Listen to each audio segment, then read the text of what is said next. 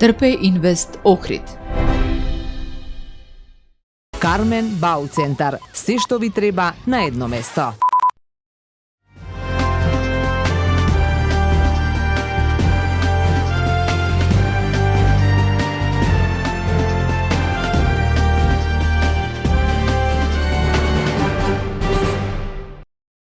Со првиот авион од Вроцлав вчера во Охрид пристигна околу 200 туристи од Полска. За само еден ден ќе стартува и новата авиолинија до Катовице. Новите летови од Полска се очекува до средината на септември да донесат илјадници гости на Охридското крајбрежје и да придонесат за продолжување на туристичката сезона. Ова лето од Охридскиот аеродром ќе се патува до 17 дестинации. Ова се летови кои што не се само туристички, ова се летови кои што не се само сезонски, се летови кои што треба да донесат дополнителна вредност на целиот овој регион. Ако на тоа се додаде дека веќе од оваа недела повторно почнува да лета дестинацијата Белград Охрид и Истанбул Охрид, тогаш веќе приказната се заокружува. Имаме, би рекол, фантастични бројки, а тоа е дека во периодот јануари-мај оваа година, споредно со 2025 година, имаме раст од 31,2%, што не можете да го најдете на ниедни други два аеродроми. Во меѓувреме, со забрзана динамика се реализира и реконструкцијата на Охридскиот аеродром Свети Апостол Павле, со инвестицијата вредна 2,7 милиони евра. Се врши модернизација на аеродромската инфраструктура, подобрување на условите за патниците и зголемување на капацитетите. The baggage handling system is also Севкупно, проектот има достигнато фаза на 65% завршеност, но би сакал, како што видовте и сами, да нагласам дека додека се одвиваат сите овие градежни работи, истовремено постојано се обслужуваат и дојдовните летови и патници, видовте и самите дека има, односно се функционира целосно и покрај тоа што имаме тука градилиште. Реконструкцијата на аеродромот, прва од неговата изградба пред 70 години, се очекува да заврши за 2 месеци. Вечерва ќе се спроведе теристичка дезинсекција против комарци на територијата на општина Охрид. Запрашувањето ќе започне од 19 часот вечер, веќе трае до 6 часот наутро. Со дезинсекцијата ќе биде опатено Охридското крајбрежје на потегот од селото Подмолје до комплексот Свети Наум, територијата на град Охрид и потегот на реките Грашница и Коселска.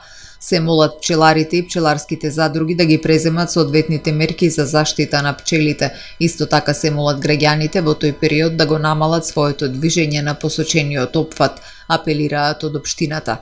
Додаваат дека во случај на појава на неповолни временски услови како ветар или дожд, дезинсекцијата ќе се одложи за следниот поволен ден. Поради дефект на канализационата мрежа на дел од урбана заедница Стар град, од утре ќе има привремен режим на сообраќајот. Градежните зафати ќе бидат на дел од улицата Климентов универзитет до пресекот со улиците Аргир Маринчев и Петар Чаулев, информираат од општина Охрид. Сообраќајот на овој дел ќе биде забранет од 9 до 16 јуни. Трошоците за живот продолжуваат да растат, а најголем притисок врз домашниот буџет и натаму доаѓа од цените на храната, транспортот и облеката. Според најновите податоци од Државниот завод за статистика, во мај годинава трошоците на живот се зголемени за 4,8% во споредба со истиот месец лани, додека цените на мало бележат раст од 5,6%. Во однос на април, инфлацијата во мај изнесува 0,6%. Најголем месечен раст е регистриран кај транспортот, каде цените се зголемени за 1,6%. Поскапување има кај храната и безалкохолните пијалоци, како и кај облеката и обувките, каде растот достигнува 1%. Зголемени се и трошоците за рекреација, спорт и култура, информацијски комуникацијски услуги, како и за гостителските и сместувачките услуги. Од друга страна, мало намалување на цените е евидентирано кај личната нега и разновидните услуги, како и кај производите за домаќинство и нивно одржување. Без промени во текот на мај останале трошоците на живот во секторите образование, осигурување и финансиски услуги, како и кај алкохолните пијалоци и тутунските производи. Во меѓувреме цените на мало во мај во однос на април се зголемиле за 0,8%. Регулаторната комисија за енергетика донесе нова одлука со која се врши намалување на малопродажните цени на нафтените деривати во просек за 0,46% во однос на цените утврдени со претходната одлука. Како резултат на ова одлука, малопродажните цени на бензините Евросупер БС95 и Евросупер БС98 се намалуваат за 2 денари по литар.